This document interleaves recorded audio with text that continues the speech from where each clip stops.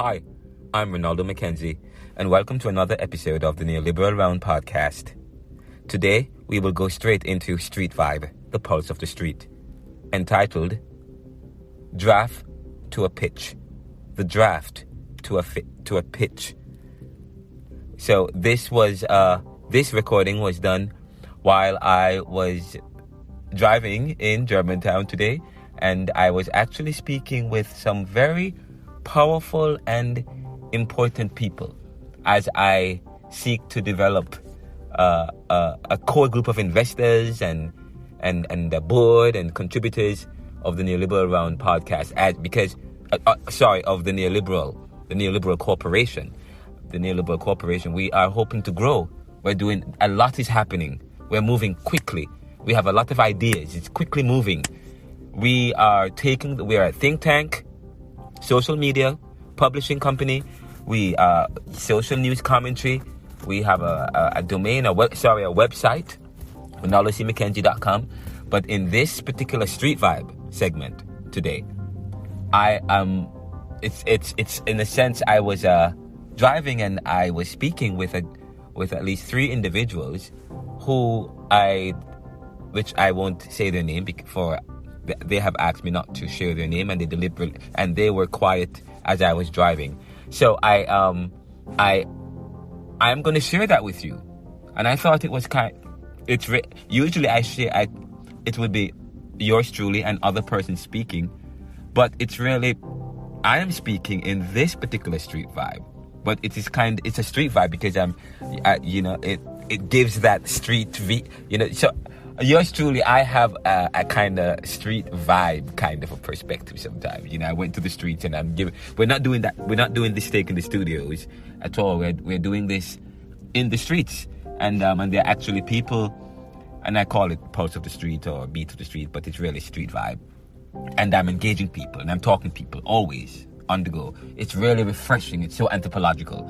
It's really something amazing, and I am really loving it. But before I get into Street Vibe, there is one news that I have to lift up. News update coming in regarding the Russian invasion of Ukraine. The Russian invasion of the Ukraine. And we are hearing that yesterday was marked the turn of events. So there is breaking news coming in out of Ukraine, and it's not really a breaking news, it's really a news update, because I learned this very early this morning. Very, very early this morning. So there is news. One, according to Mykolaiv, who is a senior Ukrainian government official. He says that today was a turn of events and small victory for Ukraine. He said that the Ukrainian army and its foreign legion of volunteer fighters were able to repel the Russian army and liberate Nikolaev, whom he described as fascist invaders.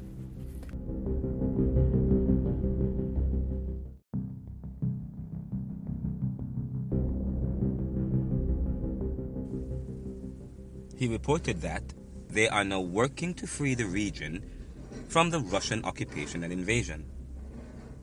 Secondly, and further, while Ukraine could not get their skies closed, they were able to close the sea, and this was due to the help from Turkey.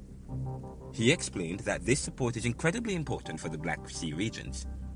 And thirdly, he went on to say that due to the Russian provocations, the humanitarian corridors were not opened all over Ukraine today, or they were closed all over Ukraine yesterday, that is. But he reassured that they were aware of the situation, especially in Snegorevka, regarding how the cargo was going. So that's some of the news coming out of Ukraine today, and we hope and negotiations continue between Russia and Ukraine. And we're hearing, and of course we know that Russia has repelled or is moving its troop from some of the outlying areas, but in a sense they have surrounded, or they're trying to close in on Kiev.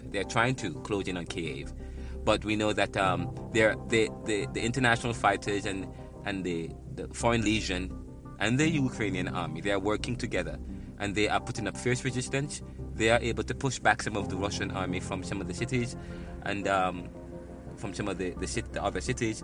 And we know that, and they are working to do so in other areas, and they're actively working in Kiev, and that's where they have focused a lot of their strategic defense. And in fact, they have even actually started some offensive positions. So we continue to follow the news, what's happening in Ukraine, and we will continue to keep you updated about what other news that's coming in. And there is one more thing. So recently there was something about LeBron James, which I actually posted up on Reddit, which I will now try and find. There's a poll. I did a poll, and I actually do not have access to the poll, but the next episode I will give you the results of the poll. I did a poll about LeBron James, because there was a poll about LeBron James recently where he had and I'm trying to actually find the poll right now. If I could find it, I will give you the results of the poll. I did a poll on Twitter and I did a poll on Reddit asking about LeBron James's performance. LeBron James's performance in Space Jams. For those of, if you don't know that he did Space Jams, he did a movie, Space Jams. Like it was, I think it was a remake of the one done by Michael Jordan, and I am trying to find the poll so that I can get the results of the poll. So here we go. I asked the question: LeBron James win worst. Sorry, the poll says LeBron James win worst actor award for role in Space Jam. King James was playing himself, and I responded by saying that King James was playing himself. So how can you win anything else when there's no effort needed to make a character or role on screen come alive so that it achieves cinema verite or truth in film, when the audience know it's LeBron playing himself? The question is, was he believable as himself? And so far I can tell you it was split 50-50. So far it's 50-50. Most 50% of the people, well, it's split 40-40. 40% of the respondents says yes, 40% of the respondents says no, and so far about just 10% says they're not sure. Okay, but we will continue to follow that, and we will provide you the result of that poll on our next show, on the next episode, which will be probably shortly. We have two very interesting and very important podcast episodes that I really want to share with you. And then we also have some major announcements about what we are doing and where we're going in the next couple of episodes, and you will hear what's going on with the Neoliberal.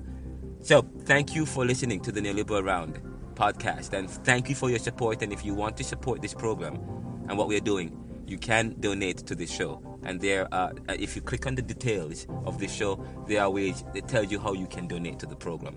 And just so you know as well, that so coming up next is our next segment, the next segment of this show, which is Street Vibe, Pulse of the Street, where I am actually talking with some individuals, in a sense, doing a rough draft of a pitch that I hope to present to some investors.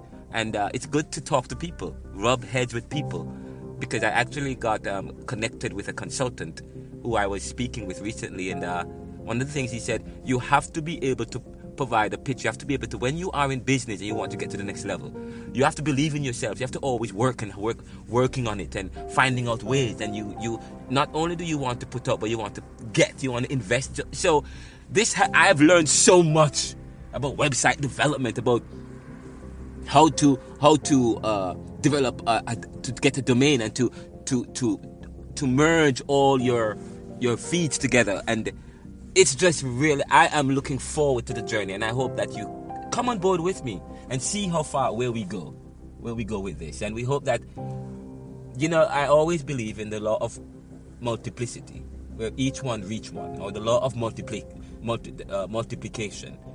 the multiply effect. And so I hope that as I reach you, and as you are moved by what we are doing here, I hope that you will be part of the great thing that we're doing. I remember some time ago, I think I shared Kevin Harrington's. I'm impressed with the work that Kevin Harrington is doing, just so you know. But he has a personal brand. He has a personal brand, and he has a LinkedIn page, which I went on his LinkedIn page, and he has a featured post, and I just find it quite interesting. It says, how do you build a personal brand? 1, remember that the idea of your brand is just the beginning. You need to take action. Okay? The second thing, and it might be small. You might have 2, 3, 4, 5 kind of reach. But just keep working. Keep believing in what you have, and keep building on it. You know, because if you look, Rome wasn't built in a day, and people understand that. And if you look at Oprah started her brand on a small syndicated show, and now she has a whole network. She started small, and then she went. So she kept working at it, and she believed in it, and she, you know, and utilized her connections. And I'm building my connections as well, and my network to include various people in society.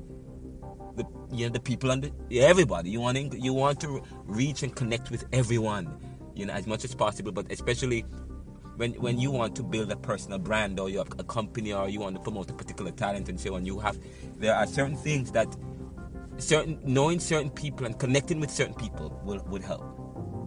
The next thing, when you have reached certain people, when you have connected with people, is the thing, how do you utilize your connection?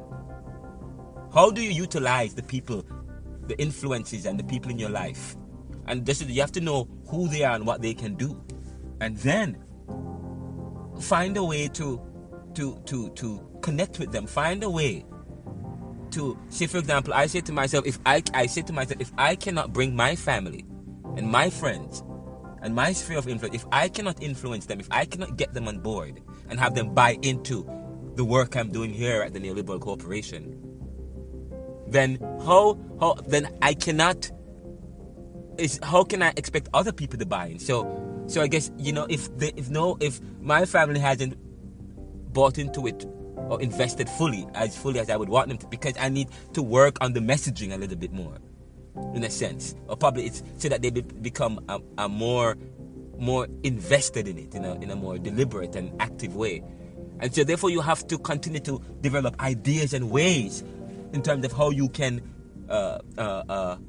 utilize the people in your life. How do I reach them? Now that I have these people, how do I get them on board? What do I need to do? And I spoke with someone on LinkedIn, and he reminded me about the importance of having a pitch. The important and part of working on a pitch to sell yourself and to sell your business and to sell your brand and to sell your message to people is you have to always talk about it with various people and see how they respond and their reaction, and then you work and rework it.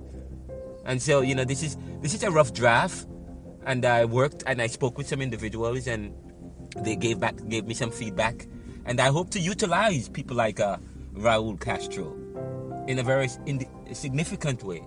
I hope to utilize not to troll them or to not, you know, but you have to find a way that you don't annoy them.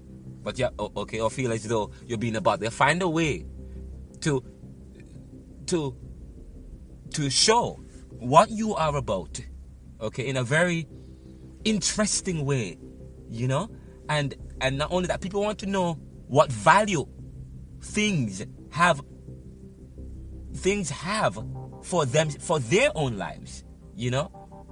And as I said to you, my goal in life is to add value. Well, when you hear in the recording on Street Vibe, the next take you hear me talking with these individuals. I talk about I talk about my journey, some of it, and where I am and where I'm going, and my life and my principles and ideology and the Neoliberal Corporation. But I talk about my mission, and when I was younger in high school, as I was transitioning into college, I talk about the fact that my mission, my career goal was always on resume. It was always to work in a dynamic context that add value.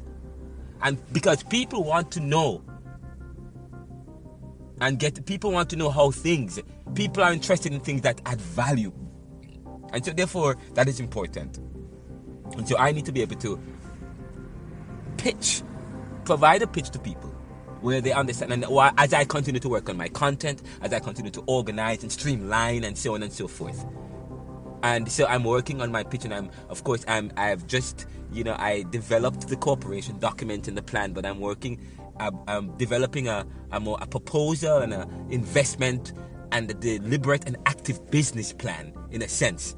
You have a marketing plan and you have a general business plan, but you have to have a plan to get investors. You have to have a plan to get people to buy in. So probably in addition to your overall plan, and you work on your personal brand and your business or whatever you're doing, there is also, as you develop more, because sometimes as you start small and develop, you understand your business more, you understand yourself more, you understand how the society is changing. Because I have learned a lot. My life is so interesting. I give God thanks for my life. The various places I've been and the people that have influenced me and the people who I have influenced. The challenges and the threats, but the opportunities and so on. It's really interesting, and I am looking forward to where I go with this and how you can get involved. So listen to this next take because it was interesting. As I share, I was just speaking off the bat, and it will be great for you to hear, this particular vibes, this particular pulse, and how I kind of work on this pitch with these individuals, in a sense. Thank you so much, and continue to stay tuned to the show. We're going to take a break, and then the next segment will be Street Vibe.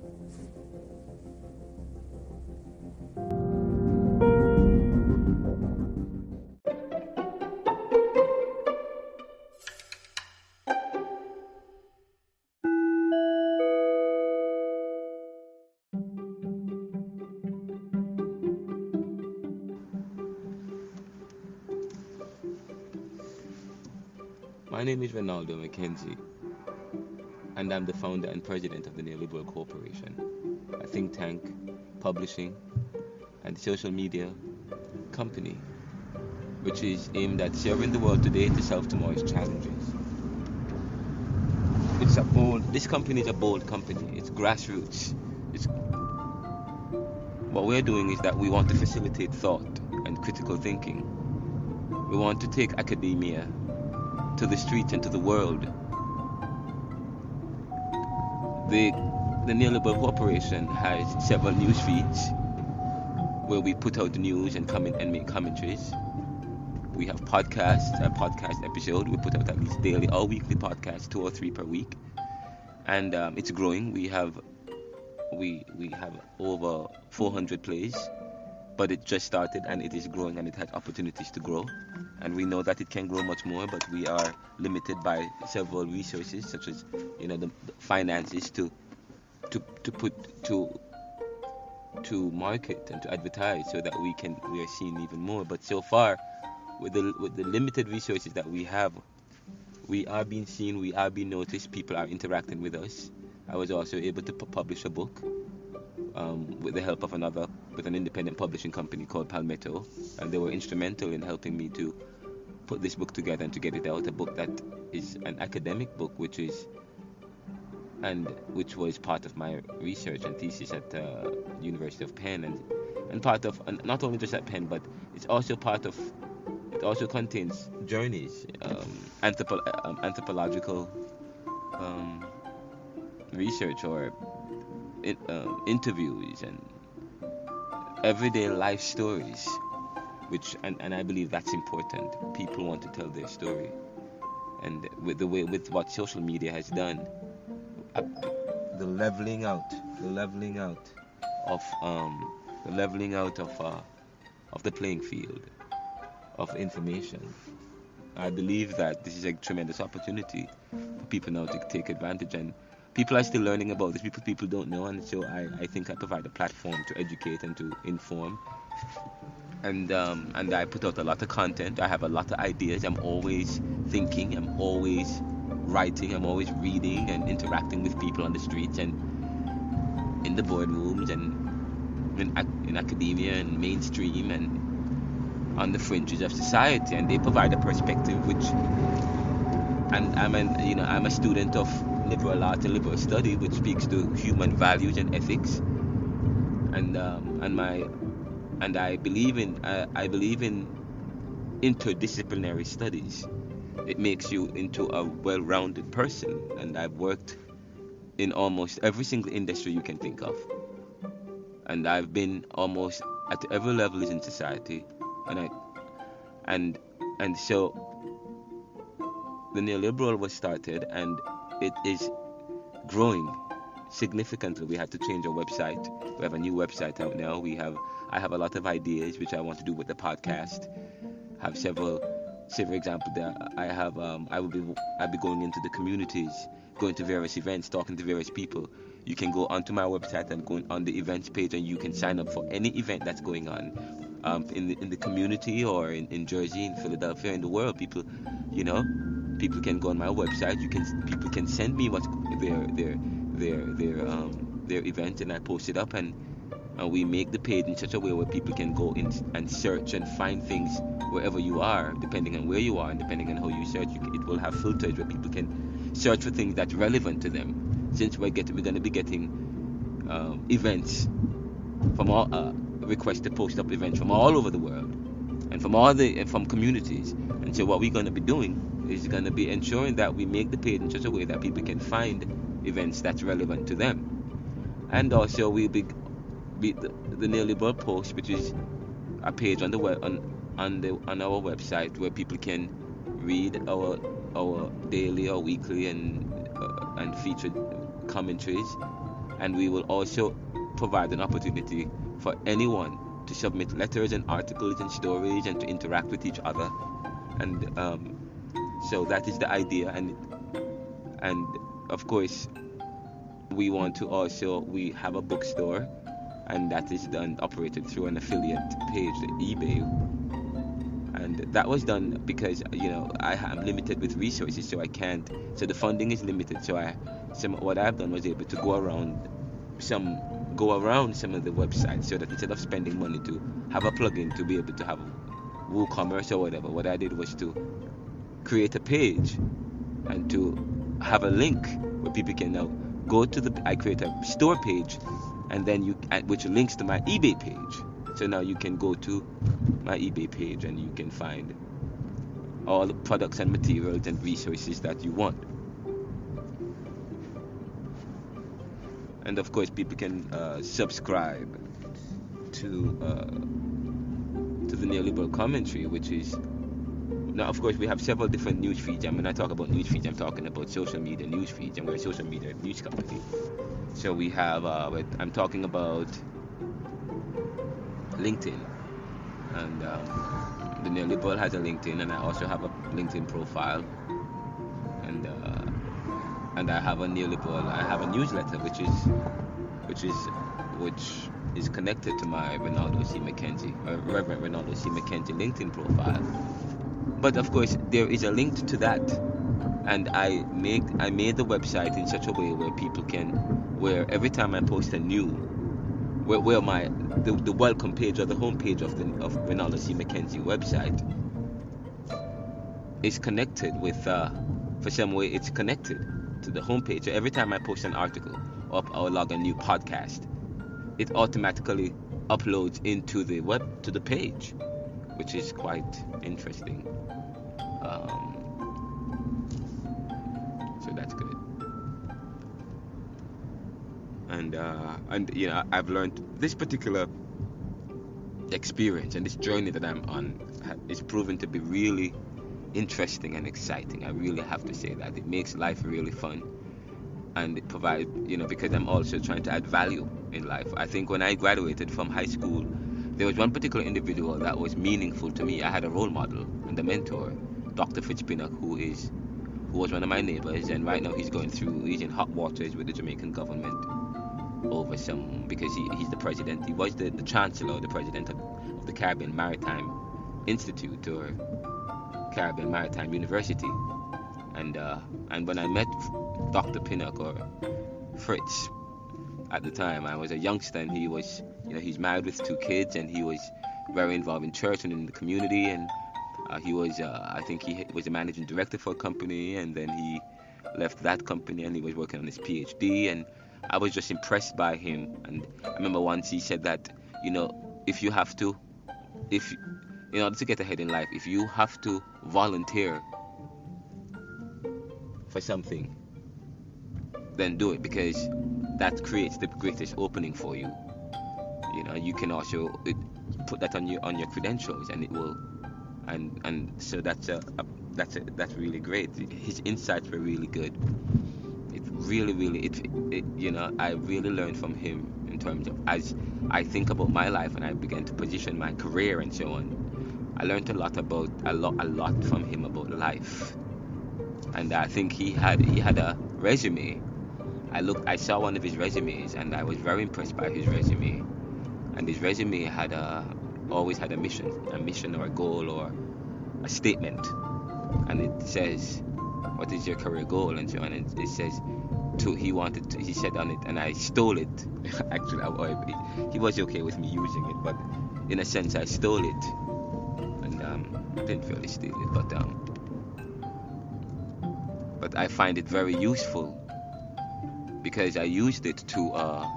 He said his mission. He wanted to be a value-added person, to work within a very dynamic context that adds value and provides an opportunity for him to add value. And then later on, of course, my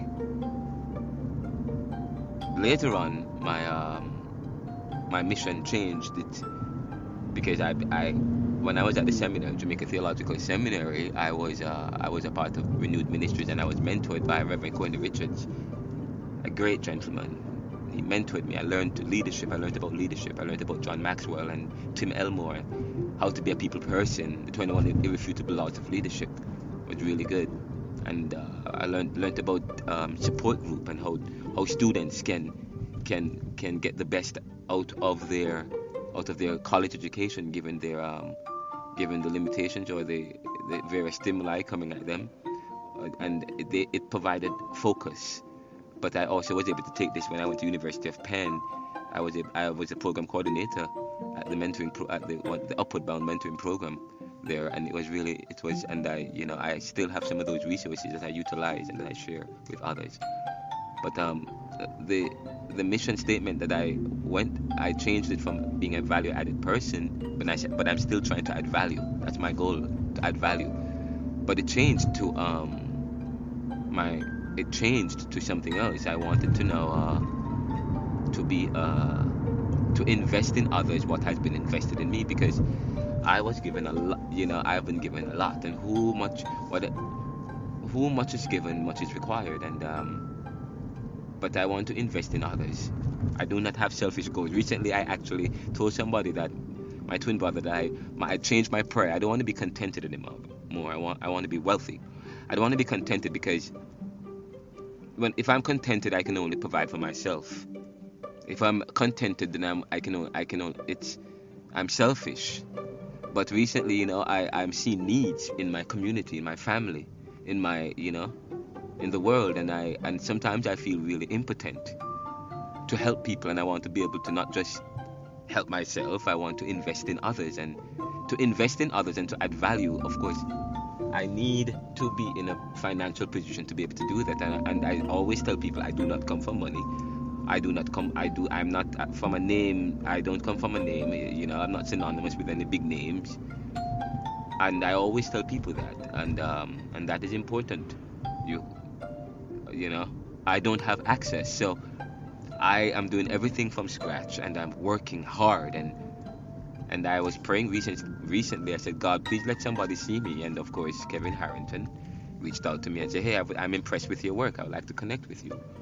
And of course, and then Raul Castro reached out to me and followed me, and I was impressed by that. And of course, those are very important connections to have as you seek to grow and develop, and I hope I can utilize those connections. The next step is, how do I utilize those connections? I did reach out to Raul, Mr. Castro, asking him if he could come on my podcast and I can do an interview with him, and that's really good. And of course, I am setting up a board, and I also need investors, because what I'm doing is just, it provides, it's a lot of opportunities, and I have a lot of content and a lot of ideas. Say for example, I think I might have said I'm doing a new program called Street Vibe, and where I'm going into the community and speaking with people, interviewing people, getting their concepts and their views, debating with people in community, and going to events, live or whatever, going on the back rooms, going on the porches, talking to people, feeling the pulse of the street, so that's a new segment that I have in the neoliberal round, in addition to talking about commenting on international news, and commenting on issues of power and so on, and talking about and sharing my research and dissertation. But my research and so on is is anthropological, because I want to hear what people are saying, and I want to that's part of data, that's part of getting information, and that is important. And so I hope that I'm able to show, I'm putting together a pitch where I can or a proposal where I can pitch to individuals, because I'm looking for investors, people who would invest in me, invest in what we are doing here at the Neoliberal Corporation. Not just me, but in the idea and what I'm about. And of course, I lay out what I'm about on the website about page, and in some and even in my articles and posts and journals, as I said, I talk about power, and I talk about how power is maintained in the world, and that has everything to do with the dynamic of humanity. And I have said that life is about people and how people communicate. Everything about life involves the exchange, and it involves communication, and so that is important. And so I have argued, I talk a lot about privilege and power and status, and studying society and the history and philosophy and the economic and the theory, and looking at religion and so on, looking at society. And this provides a tremendous perspective, and not privileging my perspective over any other, but say for example, yesterday I had a very intense conversation with somebody who believes that slavery was normal and slavery existed before, so it was okay, and then of course there are people in society are not equal. And then of course talks about basketball. I think he probably was trying to be funny, talking about how basketball was made for everybody, but of course, just when basketball and sports, they were black people weren't able to play in sports. And over time, I don't believe that black people are better at sports than white people and so on. I don't believe in that theory. Right now, look what's happening with Jokic or Doncic or whatever these people are. These called from Ukraine or from those countries. Is it Serbia? But there are people, look at Maine and so on. These guys, you might have and I'm quite sure you can find people all over the world, black, white, whatever, who can play. Okay, and we don't have to make it about race. But when basketball started, and baseball and football and so on in in racial America, black people weren't able to play and to participate. That's why you always hear people talk about the first African American to do this, and the first. But eventually, black people became to dominate. In a sense, people with black skin started to dominate certain sports. But not that the people who have black skin are better than those people. But the thing, because the circumstance make black people have to work harder. Okay, when people take some things for granted, then their skill level and so on, their skill level is different. But it's not, people don't just have skill and talent. You also have to work hard to develop that skill and to hone your skill. LeBron James have to constantly work hard. He wasn't a 3-point. He wasn't his shooting ability wasn't that great. Wasn't It had lots of room for development, but it's getting better over time as you get older because it's constantly working to get better. So I'm telling you that black people have over time worked very hard.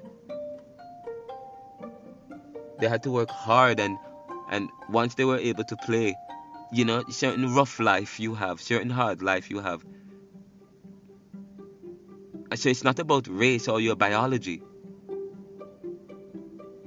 It's not about race or your biology, as you say, or your biology, really. I mean, of course, there are people, not necessarily based on race. There are people who can run fast, but it doesn't have to be not necessarily white or black or whatever.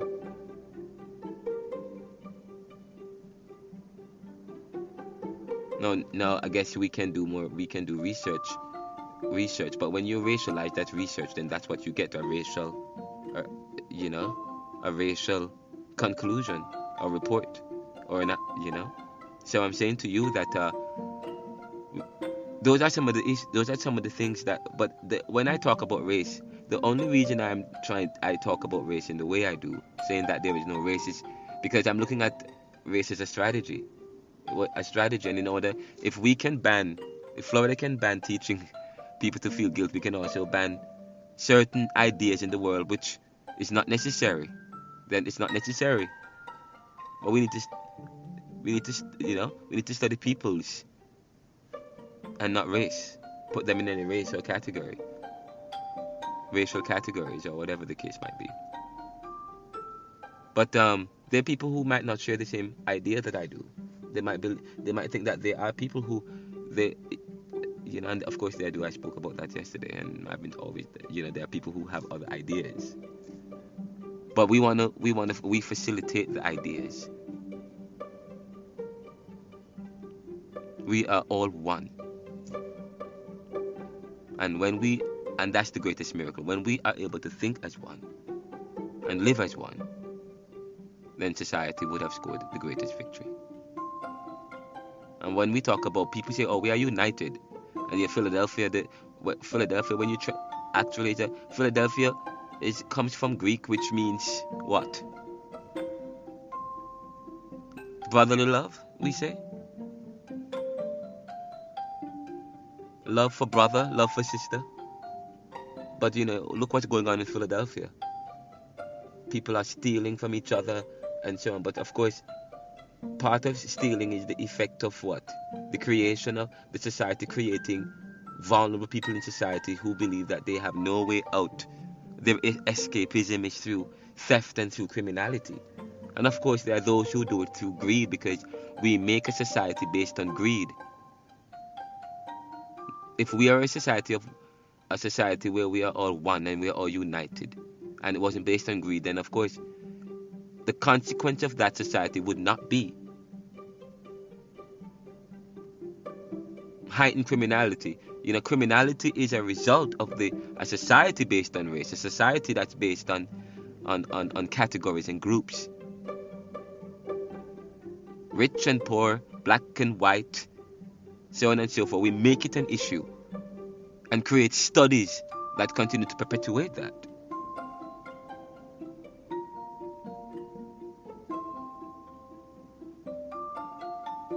And some people believe that having those distinctions are important. Yes, they're important for a society that's based on race, a society that continues to demean and to discriminate against certain people. But if we are truly united, and as the Constitution said, that all men are made equal, and we're really equal, we're really and truly equal,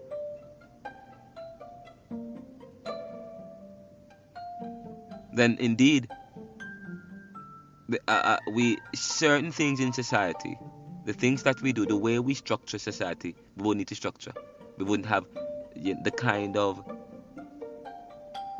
negative. There are positive and negatives in every society. So of course there's a negative in a capitalist society that promotes difference, that promotes division, that promotes a kind of competition that celebrates and protects and maintains the few over the many,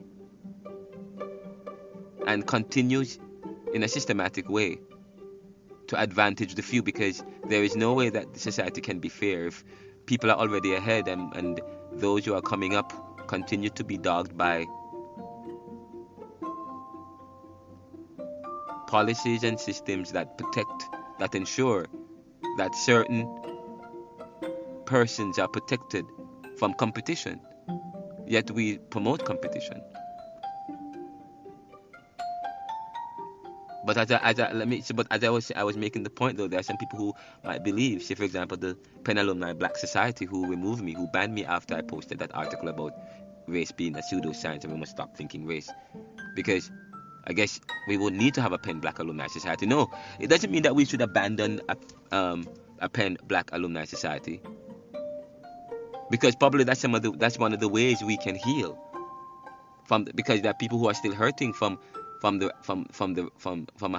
racial past and the kind of society that we have. So the question is, if we stop thinking race, how do you then move forward when people are still hurting from the past?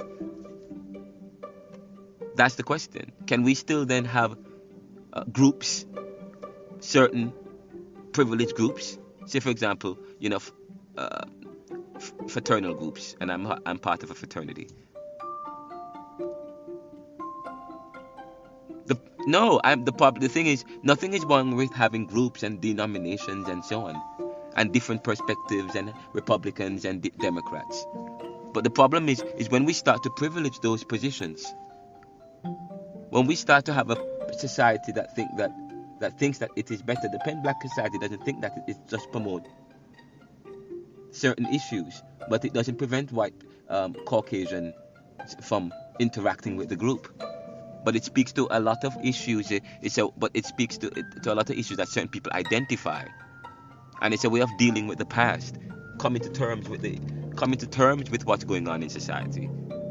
So of course we have to think about. So stop thinking race doesn't mean that we can't have certain groups. But as I have argued, and as I am arguing in my paper, which is looking at privilege and power. The point is, the problem for society is that some people think that their idea is better and even develop exceptional principles or make their positions exceptional by saying, this is the way, the truth and the life. No other way is the ideal way. There should be no other way, and that is the problem. Nothing is wrong with, as I said, diversity. Diversity means a kind of flexibility. Diversity means tearing down walls and coming together as one, irrespective of our independent thought. But the thing is, people just cannot come together without creating doctrines that lock people into thinking one way because they want to create a particular identity. And anyone who is within that particular identity, who may have a slightly different identity, is attacked or treated as the other or as the enemy. Say for example, and that's exactly what Putin is doing, treating Ukraine and some of these other countries as the enemy because they are moving away from a particular Russian identity and giving leeway to Western ideas and values. That is part of the problem for society. And so he's going to war because he wants to protect his values and his ways and his Putin's ways and ideas and the old Russian values, which means, and all the other countries are part of that. In fact, he doesn't even want Western ideologies and Western, such as NATO and so on, to even come very close to the border. And probably because of the suspicions that between the Soviet Union or Russia, Russia and the Western and those Western or European countries with Western values, and of course the US and Canada and so on. There's always this suspicion because there's this suspicion because of what we said, Occidentalism and Orientalism. Values that these people have about the other, and they think that their value and their way is the better way, and that any other way, the Western values and ideologies is not good for society, is not good for humanity. But of course, he argues that the West thinks it's so. Even Putin thinks that the West think that it's exceptional, and of course, Americans talk about exceptionalism. And of course, when Obama was president, and even Biden and liberals in this country, they are trying to move away from this idea of exceptionalism, in a sense. America is a great country, and if you are American, then we are supposed to be, we are patriotic Americans. But that doesn't mean that we are going to exceptionalize our Americanism to the extent where we are willing to go to the extreme and kill other people because they must adopt American values. American value is I believe American value, especially progressive and some of these values, there are some really, really powerful things about this having this American ideology. Because we talk about American being free, the ability to be able to live as one, to be able to come together. But there are instances when there are some people in our country, in the US or wherever, who are always trying to universalize a particular principle. And if others, and of course there are others. Say, for example, we said recently on we were talking about First Take. I was talking about First Take some time ago, and I published an article in RenaldoCMcKenzie.blogspot.com when Stephen A. Smith First Take show. I can't remember for some reason I cannot remember his former co-host. But what was the former Mac? I can't remember. Stephen A. Smith, former co-host on First Take. But I was very upset with him, because he's during the whole Black Lives Matter protests and so on. He said on the show, I'm going to hold on to my white privilege, and I thought that was insensitive, and we have to be sensitive. And I believe that by saying that you're holding on to your white privilege, that means you believe in privilege. But he said he's going to use his white privilege.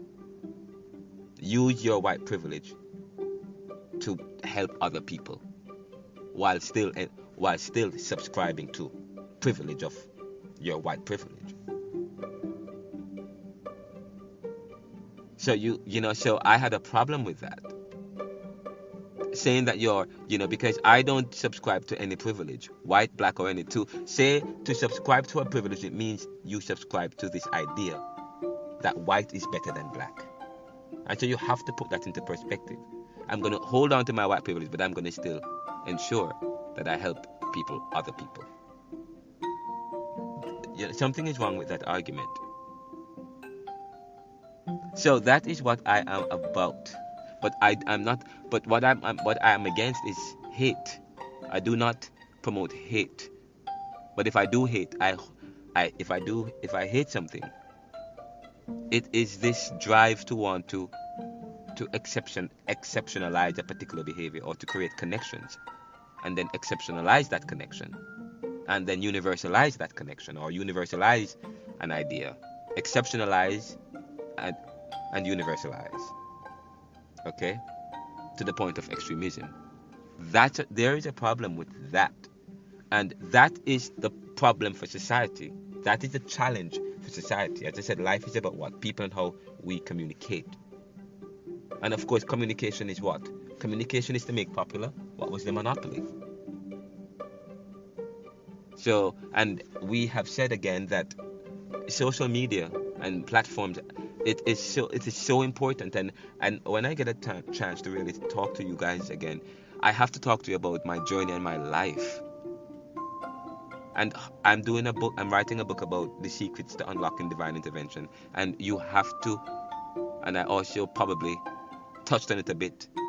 And if you go on RonaldoCMckenzie.com website, you will see a featured paper on that. And at the end of the paper, which it had typo errors and grammatical because it's a draft paper, but it's 40 pages. But it's deep. But at the end, I have to end by sharing this story. I was in New York. I was the planning manager or the head planner at a logistics company in New York, making good money. And I remember one day I did not believe this is what I wanted to. This wasn't the goal that I had for myself. And I was spending a lot of time building the company, and I was spending 12, 14. I work hard, and I would spend 12, 14, 15 hours developing ideas, managing people, working on various solutions, and really investing my time in developing the platform and making the best for the peoples at the company I worked for. But I was giving my all, and I had parked my academic studies, and parked my plan for my book, parked my plan for for developing a think tank like this. So I remember I prayed and I said, God, please. And I was having a very difficult time at this company because they were making my life hard.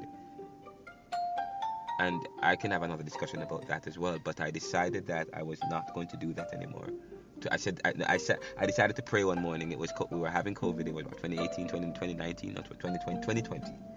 I remember I opened up my laptop about to go on to do some work, and I prayed and I said, God, please let them fire me. Please let them. I don't want to. If I resign, I may not get the kind of fund, the kind of money that you get when you resign, as when you're a junior executive or when you work as a certain senior manager. And I said, if they fire me, I'll be able to get benefits and so on. I can use some of this money to start this company and this book and so on and so forth. So I said, let them terminate me, let them fire me, because I want to be able to give tremendous time to this company. And if they fire me, I'm going to do Uber on the side. And I was having trouble. And please fix my Uber account so that it works, because for some reason Uber didn't want me to drive for them. I'll do Uber on the side because I found out that Uber provides tremendous. You can really make Uber into a job. I won't even explain that to you because they have a platform that you can do tax settings. You can have an EIN, register a company. They work with some health. You can do. They also have health benefits and so on and so forth. It is a Uber Pro program. You can. Let me tell you, Uber. You can make if you are able to drive Uber and you're professional, if you're the cardinal professional, you can make. I remember somebody went to buy a car and the guy said he does Uber, and when he showed his bank statements, he made $98,000 that year. So I won't say anything else. Okay. And of course there are even case managers, and I made a point about case managers. Case managers aren't paid well in this country.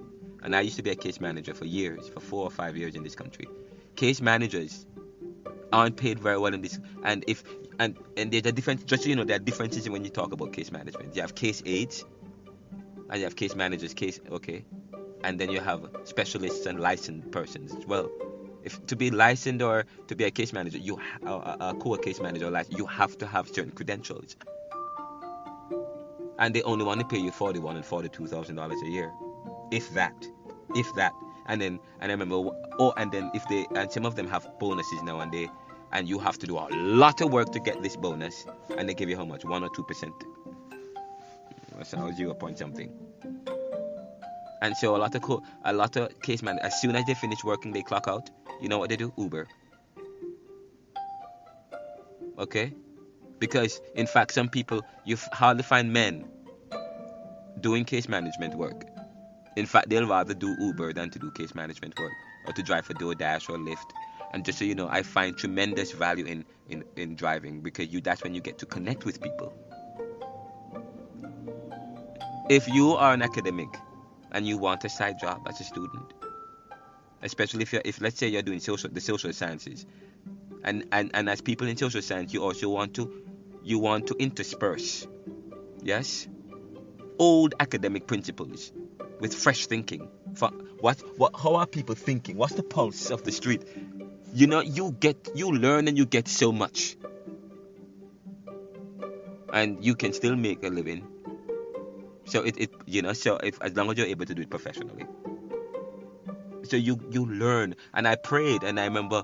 Let me continue. So I prayed, asking God for that, and just so you know, within 15 minutes, they terminated me. I prayed and asked God. I said, God, and I pray specific prayers when I pray, and I try not to make it selfish. When you pray, there are some things. When you are seeking the divine intervention, and I'm not saying this is not a rubric, it's not a rule of thumb, but I find value in. I believe in the divine. I believe that God is that which nothing greater exists and or can be imagined. God is beyond me. God is unlimited. He or she or whatever. God is unlimited. I'm limited. Okay? But in a sense, I believe that God connects with us. That which is beyond us still connects with us in some way. And each of us connects with that revelation in a particular way. Now, the issue is, some of us connect with that and we exceptionalize it. And of course, one of the articles, I talked about that in one of the previous episodes. We exceptionalize a particular position. We generalize something. We universalize it when it wasn't meant for that.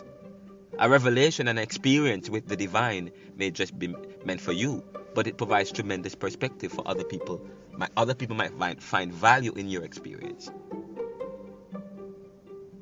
So, I find value. So I pray specific. So I pray because I want to be able to point.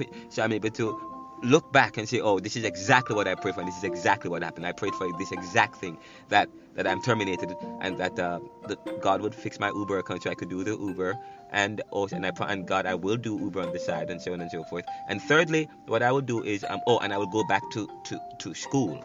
I want to be able to go back to do my PhD, and help me to find the right school, and so on and so forth. So within 15 minutes I got a call from the chief executive officer, and I was terminated. Now, the reason they provided for terminate, there was no reason, to be honest, but and I gladly accepted the termination. Okay, I was terminated, and I started to act upon the prayer. I said, God, if you do these things for me, please, I'm doing this not just for self, but also to add value to people, because my goal in life is to add value. Because so when we pray, we try not to what end are we doing it? You ask, okay, so because I believe we can. I am an intelligent being. I believe, and that which is beyond me is even more intelligent. Okay, so if I can reason with others, then I believe that which is beyond me has that ability to reason. So I reason. I'm gonna make so in a sense I reasoned with the divine, with God, or however you connect with the divine or with the ultimate. So that is that's quite interesting, to be honest. So those are some of the things you have to think about. So yes, let me continue. So I prayed, and so I said it's not just for it's for you to look good, and so on. So I prayed those prayers, and those 3 prayers came. So I got into Georgetown, and I'm in Georgetown right now. I withdrew from I'm doing the Doctor of Liberal Studies at Georgetown University. Then I got to for some reason Uber fixed my account and BAPS, and I deliberately use the word BAPS here because because I don't believe in intellectualism. I don't believe in privilege, because even this issue of academia and intellectualism, intellects or scholars try to privilege their knowledge or think. But for me, I think the more I study, I have several degrees and so on, and as I go to, the more I advance, the more you know is the more you don't know. The more I realize you don't know. The more as you grow, the more you become more aware, because the world is so vast, the universe is so vast. The human being, we are so vast. We still don't know everything about the human being. about humans, but yet still we try to privilege certain positions,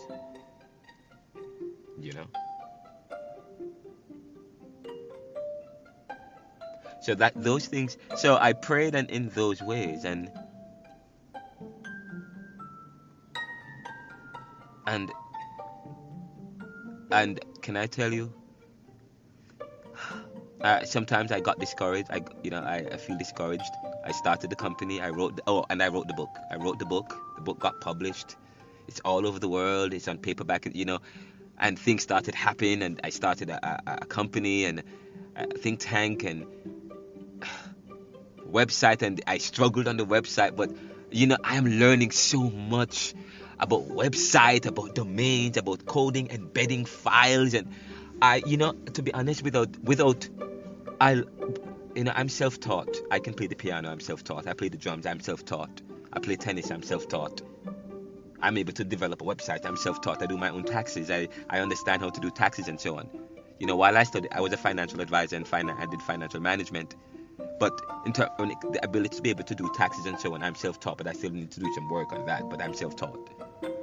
And I work hard to study and to learn. And I remember I was praying. I said, God, give me content, give me ideas. Oh, and can I tell you, I have a lot of content, I am not short of ideas. I have a lot of ideas for the neoliberal, a lot of stuff working on, which is slowly coming together. But I need your help. I need your support. I need investors. I'm working on developing a board. I'm about to complete a business plan, but we have a corporation. It's registered. We were in the newspaper. We issued that. It's a professional company. So far we have two members of two persons who work with me, but on a volunteer basis. But the company is growing. Recently, I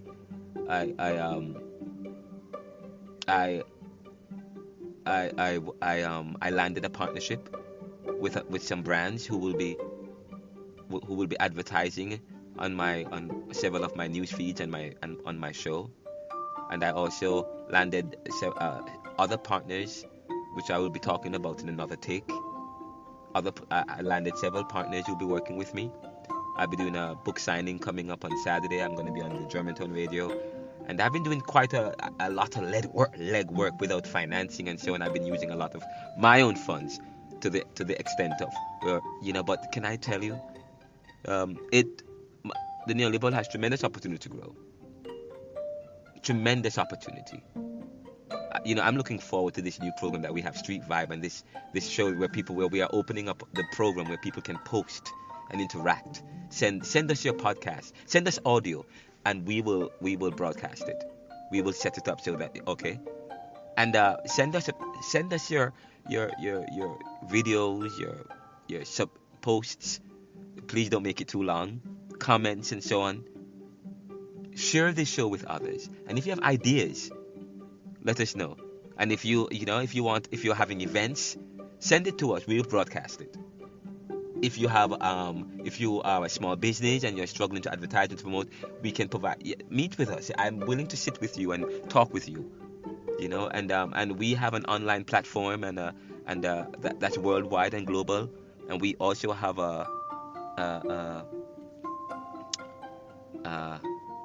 what am I saying here? We also have a book, an online store that's linked to our eBay page. So, and if you also want to showcase and list any of your products or your items, you have an opportunity to do it here with us. We will do that for you. We provide that opportunity. Okay, and just so you know, we provide everything free. All you have to do is subscribe, follow us, share this show on your program, and donate if you can. You can donate whatever you want to donate. And of course, the only thing you purchase from us is our book, Neoliberalism, Globalization, Income Inequality, Poverty and Resistance. And we're working on several other books. And we will also have on a resource page and somewhere you can also access leadership and other materials and resources and so on. We will also promote other stuff, and I did. There's a lecture that's on the 30th that we are also going to be joining live, and we will promote that as well. We will provide an opportunity to hear a lecture on race. I think that it was Professor Philippe Bourgeois, who was a former professor of mine at University of Penn, shared a link, and we are going to join that show, and we will broadcast that for you.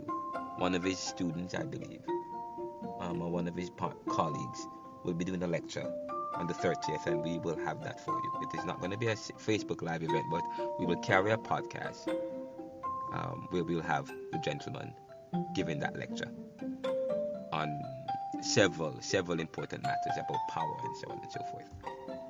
Thank you so much for listening to another episode of the Neoliberal Round podcast. And again, visit us at ronaldocmckenzie.com. ronaldocmckenzie.com. And we are also at ronaldocmckenzie.blogspot.com. But once you go to ronaldocmckenzie.com, you have access to all the various feeds and links to the various feeds and so on. So thank you so much, guys, and continue to reach out, continue to be a value-added member to society. And I hope you have a great day. Take care.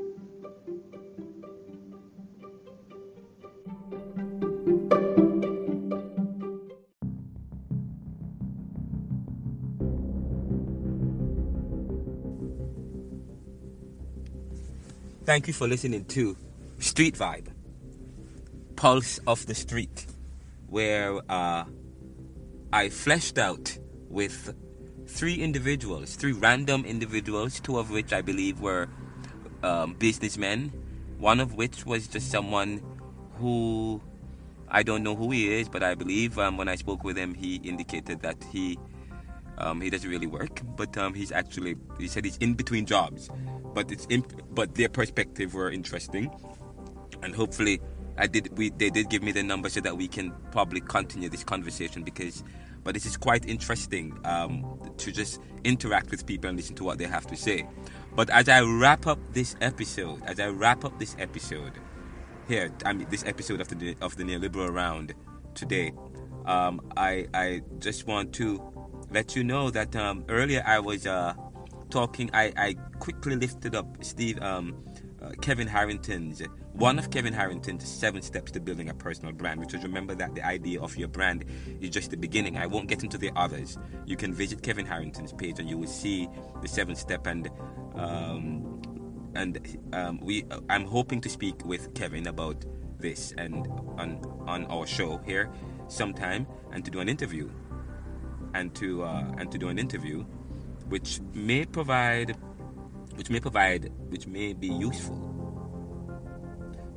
be useful, or which may provide some useful insights to people who want to build a personal brand, and who probably have talents and content and the passion to do so, but they lack the know-how. And in fact, one Street Vibe contributor, and why I need to speak, why I believe that why I believe that this interview with Kevin is useful, not because of where he is and probably what he might be able to do if I have him on my podcast, but one Street Vibe contributor, Lisa, had stated that people in her community need information, and that's what they lack, and help still, so that they can get to the next level, as there's a lot of people with talent yet to be discovered, just lying dormant or waiting for the right investment. Okay? So yes, people in her community need information. They need connections.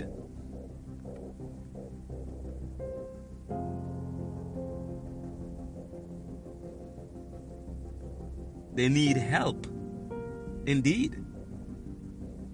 And so this opportunity to, I said to you, to whom much is given, much is required. If I have an opportunity to share, when you, not only do you want to connect with these individuals to share to probably to for the wrong. You don't want to connect for the wrong reasons. You connect with them because you want to learn. They have there's tremendous opportunity to learn here. And I actually reached out to him, asking him to be a mentor, to mentor me as I seek to. He has a personal brand, and I want to learn from those people. Mentoring is, I used to be a mentoring coordinator. One of the things I said as a mentoring, what mentors do. What is it? Who is a mentor? Mentor is a relational experience between two people where one person pours into the next person. And can I tell you, I have evolved because mentoring is actually not a top-down approach. To be honest, it's a reciprocal relationship. There's two people who are sharing with each other. Exchange is taking place. I am benefiting from this experience, and then the other person is benefiting from the experience. But of course, as a mentor is a relational experience where one person pours into other person's life so that they can realize their goal. Yes, so that they can, and sometimes that's what is, and in society, and one thing in business, people talk about succession planning. How do you plan successfully for the future? How do you plan successfully so that your company will last and continue? Some companies die because there's no succession planning. Some legacies die because there's no succession planning. And so mentoring provides that the answer. It's a relation exercise, not just to help to continue to maintain a particular legacy, but also to pour into the people who will take over, who will lead, who will, who you will need to continue this particular legacy, this particular idea, this particular important value or perspective which will benefit society. So this is important. And not only the information that he has and the connection that anyone will have with this person, somebody in the community that I live in, and some of the people who I have served and I serve, the information that I have on my program, I don't want to keep the information for myself. Those 7 steps, as I read the 7 steps, those are some of the things I'm already doing, and I said, I can identify with some of these things and some of the stuff I need to beef up or to improve. So this is really good. Information is the key, guys, and Lisa said we lack this in our community. And not just and when I say our community, because I don't believe in race and stuff, but there are communities. There are some local people in communities, small communities where where investment's not there and so on. But there's opportunity for investment. There's opportunity for growth and development. Opportunities there, and so I think this is really good when we can when one thing that we talk about is that when people leave certain communities. Certain black people leave, or when certain people, whether black, white, whatever, whoever you are, when they leave communities, when they make it in life and go to other communities, they are not organized in terms of how they give back to their community. It's very sporadic and ad hoc in a sense. And sometimes what people need is not, as I said, they need information sometimes. And sometimes they lack the know-how. They need to know how to do it. And so on and so forth. They need connections. Because if they have the right connection to the right team around them, right people who can... I was in Philadelphia. I was on Tulpa Hawking the other day, and I spoke with a young man, 29 years old. He said he has 6 or 7 kids. Can't remember his name. I saved his name. And I told him, but I like meeting people in the street, in the community, learning from them. But, he said to me, Philadelphia is becoming so hot. Philadelphia is so fiery, man. I got it. I want to change some of my friends and so on. He said to me, you look like somebody who's positive, who work hard and go. That's the people I want to sit around with now, man. I don't want to be out there in the streets doing all crazy stuff anymore. I want to surround myself with the right people, get the right kind of framework, the right kind of idea. I don't want to be, and I think I was watching an interview with Snoop Dogg recently, and they were talking about when he was talking about when he was mixed up in that gangster life, and how he had to take a stand. He came out of that and surrounded himself with the right people and connected himself with the right people and so on. And so, as people who when you have gotten to the next level, And when you have investment, when people have invested in your life, it's not just for you to keep it for yourself. And I'm part of a fraternity called Phi Beta Sigma Fraternity, and I really appreciate my pledging experience. And one of the things they talk about was koinonia, a recognition that what belongs to you is not for you. You are a steward of what you have. You just hold it. You're just holding it as a steward for the other brothers. You're holding it for the other brothers. But it's a recognition that what you have is not just for you. So, in brotherhood, in fraternal life, they dispel this selfish individualism, so to speak. The idea of community is within the fraternal life, and then the good thing about fraternal life, it prepares you to be able to engage community, to be able to engage other people. You know what I'm saying? So that's the kind of community that it makes you a better man, they say, makes you a better husband, and makes a better person. Because it teaches you the value of community, the value of brotherhood, the value of togetherness. That's very important. And the value of investing in others, sharing your life with others, investing in others what has been invested in you, so that you can uplift your community, and so as you lift up yourself. So thank you so much for tuning in to another episode of the Neoliberal Round podcast. And I hope you have a great day, and tune in to and just so you know, we have 2 major podcast episodes lined up for you. And I did mention that earlier, but I will complete them. I'm still working on them. I've completed it, but I haven't had a chance to put my finger on that. And we will release them as they become available. What is the ultimate of all things? The ultimate of all things is that we live as one, with all our individuality. A man said, "Once you label me, you negate me." So let us move together as one, not in name, as Philadelphia suggests, which is the city of brotherly love, but abandoning those things that stand in the way of unity, and striving for togetherness while we work on the hurt and the scars from yesterday, while we work to heal people who are still hurting from the past, so that we can move together as one into the future. Thank you for listening, and have a great day.